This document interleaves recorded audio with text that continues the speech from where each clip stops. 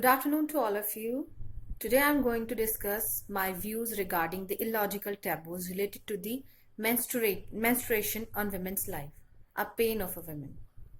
So let's discuss, and I'm going to start my views with the introduction. So let's start. Menstruation is a topic that people profess as impure or awkward, and that's why I feel hesitate to talk about it. It extended even to the mention of menstruation in both private and public. Our understanding of menstruation was indistinct prior to science illuminate it. Thus, a lot of mortal beliefs were twisted to explain periods in primitive communities and culture. Though now proven wrong by science, these beliefs are still practiced in current societies and by so-called modern societies, modern communities, especially in India. These false beliefs are put forward that menstruation is a disease or obstruction, that female's body is contaminated when she bleeds. It leads us to treat menstruating women filthy. Society start putting restrictions on her participation in social gatherings, functions, especially in religious functions. In this article, we are going to discuss some suspected, dubious and illogical taboos related to menstruation that most of the women face during her monthly periods. So, what is menstruation taboo is? Menstruation taboo hai kya? So, let's discuss what menstruation taboo is. So, menstruation is one of the most natural function of this world. It is a mark of femininity and fertility and huge part of life for most of women. Yet for some reasons, women are frequently made to feel ashamed and awkward simply because they bleed. We have come up with many different names, many different words like auntie, that time of month, sauce and bread, and so many other names, etc. and etc. Why we are not able to call periods simply periods? This taboo often leads to exclusion of women from social, domestic and educational activities. The taboo also make people feel like the topic of period is uncomfortable, embarrassing and even dangerous to discuss in some societies. This often leads women to use code words and slangs to refer periods. So, how menstruation become a taboo? What is the reason? Let's discuss how menstruation become a taboo. Menstruation fear and taboos have existed in many early cultures. Despite the diversity of social and religious compositions, these taboos exist in every part of this world. For example, in Buddhist practices in Sri Lanka, menstruating women was considered a threat to both cosmic and society overall. La Fontaine in 1672 explained that a menstruating woman must keep distance from many activities because she spoils them. She may not brew beer nor pass by the estate of a porter, otherwise the pots of a porter will crack during time of firing. She may not cook for her husband nor she sleep with him, otherwise she endanger both his virility and his general health.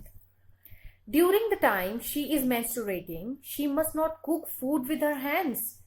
She eat with sticks. The ancient Greeks believed that if a girl's period was late, blood would accumulate around her body, around her heart, and uterus would wander around her body. This could produce erratic behavior from violent swearing to suicidal depression. In Quran states that it is harmful thing for her husband to have sexual intercourse with his wife while she is having her menses. You shall avoid sexual intercourse with the women during menstruation. Do not approach them until they are rid of it. The Bibles detail a story of one woman who had a flow of blood for 12 years. Whether her illness was related to a menstrual cycle or not, She was regarded in Jewish language as a Jewish law as a nidha, a word that mentioned menstruating women. She was considered unclean and excluded from the society, social gatherings, and especially religious aspect of society. Similarly, in many mythological books of Hindu culture presented menstruating women impure.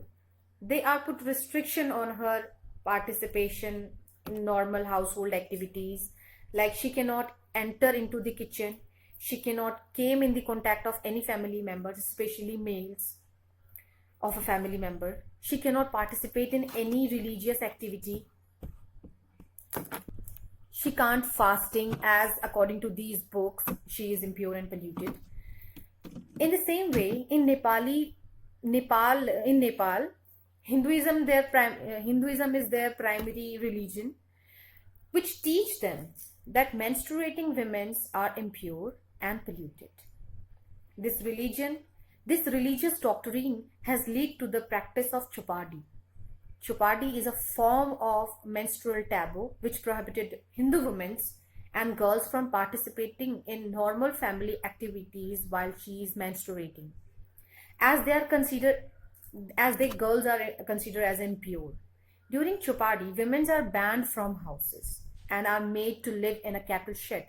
This practice is basically in a practice in the western region of the country, western region of the Nepal, and they have to make a shift dwelling, which is known as menstruation hut. Some scholars consider these writings to be motivated by hygiene, but there is still controversy about their influence in ancient and modern society. Some believe that menstruation taboos and period shaming predate culture in every language. So let's discuss society and menstruation. What the impact of menstruation on society? So let's discuss. Menstruation is condemned in our society. This is stigma built up due to traditional beliefs in impurity of menstruating women and our unwillingness to it normally. We don't know what may have been the reason that forced the people to refer a menstruating women as impure and unclean. I read quite a few articles and discuss and noticed that males of our society have a very negative perspective about menstruation, according to them. During that period, during the menstruation, menses, women go crazy, they become mad, they become sad, they start complaining, they behaving weirdly, and during that time, they have to face mood swings. So research, and very few people are there who explain it very well. Very few people. So research and survey conducted by scholars stated that 51% of girls were explained about menses by their family members before their mini-arc. 41% has no idea about it before their mini-arc, and the other 8% acquired the knowledge from the other sources. Among the other sources, the most common site were seminar at schools and internet sites. So 84% females said they feel comfortable talking about menstruation with others, and rest are not even ready to talk about it as they feel shy. 38% women feel comfortable talking about menstruation with males and answered in negative. The rest answered in negative. They feel shy talking about it. It is probably not their fault, because what she learned it from her family. If her mothers are not comfortable, then how can she become comfortable talking about this menstruation?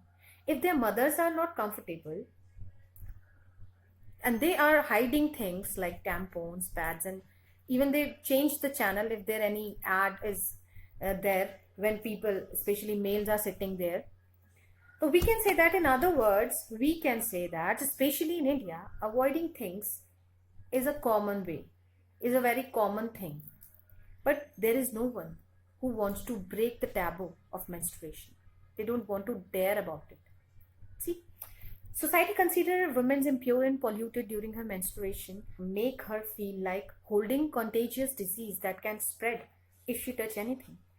We have very recent example of Sabrimala temple, Kerala in India. Women in the reproductive age were not permitted to worship there.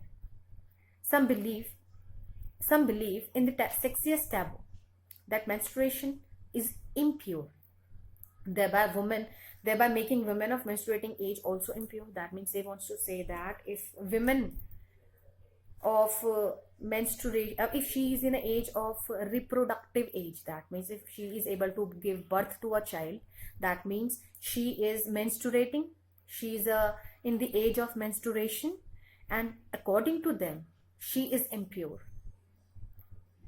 and that it is a sin to visit a Hindu gods while she is menstruating,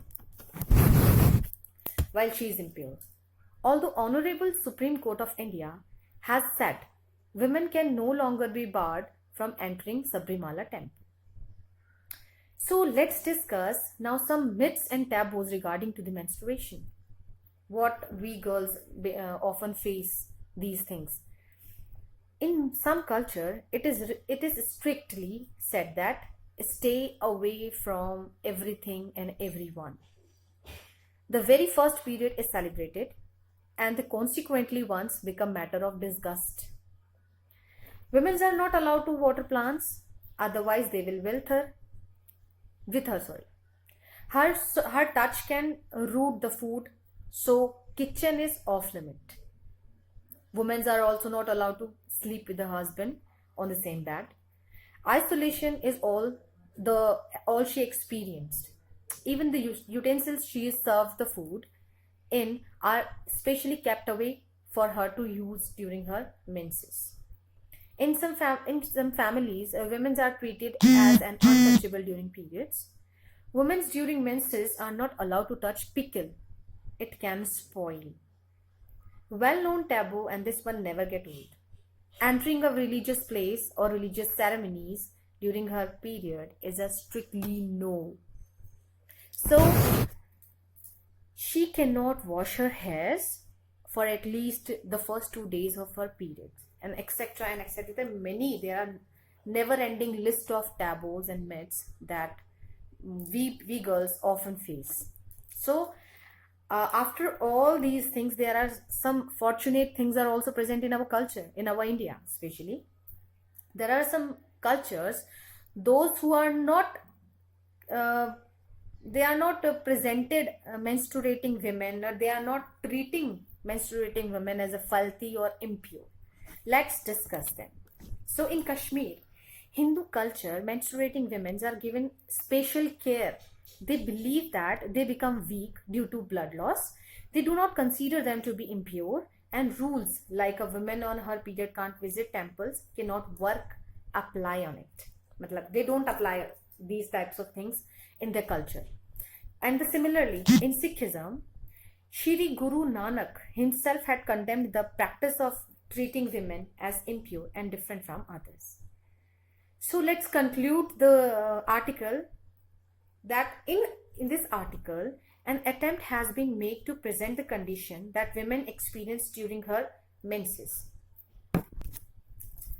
It has been considered how society has treated unequal space for women and men due to illogical taboos related to menstruation. With the help of secondary data, the various taboos followed in different societies and their orthodox attitude have been presented in this article. The irrational attitude of people in itself create a filthy and biased environment for every woman. It's time for us to look into our attitude towards social norms and taboos. And whether they are justified or not, we need to understand that menstruation is a natural biological process and not something to be ashamed. This will help our upcoming generations to create a liberal society. Thank you.